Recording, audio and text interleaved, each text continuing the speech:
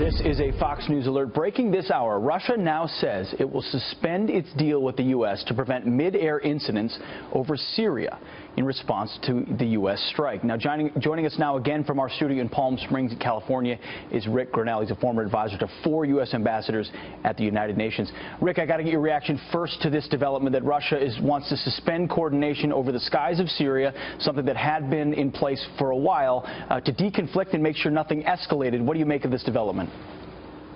Look, I think they're starting to escalate this situation. They want to make it clear that they have interests inside Syria. So it's going to take diplomacy right now. Rex Tillerson is going to have to go directly to the Russians and try to detangle this. It's an opportunity for us. Everybody is recalculating what they wanted to happen inside Syria. Now that they see that President Trump has a credible threat of military action, they want to understand what comes next, and so what we need to do is have those conversations and really have a diplomatic push. I think what we have to do is take our NATO ally Turkey with us into those discussions with Russia and begin to push the Russians back to say, look, you all don't want to be here for very long. Let's decide what you need in order to all come together to Assad and get him to peacefully go. That's what Turkey wants. That's what the United States policy has been. That's certainly what countries like Israel and the Saudis want. So I think that if we have a united front led by the United States to pressure the Russians into allowing this to happen, I think that there's a chance. Rick, speaking of calculation, get inside the mind, if you can, as best you can, the mind of Bashar al-Assad. Why launch a chemical attack when a lot of people acknowledge that he was largely winning the civil war? He was regaining control. Why bait international reaction with a chemical attack right now? Well, look, I think that he has clearly calculated that the United States was distracted, that the Trump administration was going to concentrate on the United States and not go and try to,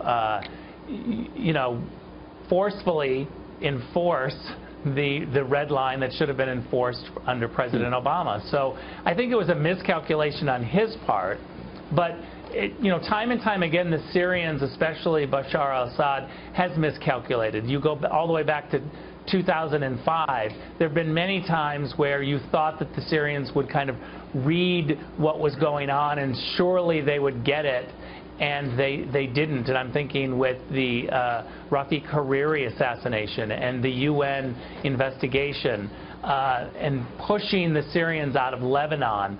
All of that seemed to, when the U.S. United our allies in the region and we approached them, you would think that they got the message, and yet they didn't. They still challenged us. So I think he's got a history of miscalculating. Rick, like 20 seconds, Eric here. The peace talks in Geneva. Do you think Assad stays? Does he go? Assad too for the Russian regime? What do you foresee? Well, I certainly want to see that meeting happen. I think that we now have a reinvigorated situation where everyone is going to come to the table and say, let's try to make this happen. I'd like to see Assad go peacefully, and I think that there's a chance if we can all get together and especially get the Russians on board. All right, we'll see. Well, the Russians are not on board at the moment, at least their public statements. We'll see how that continues.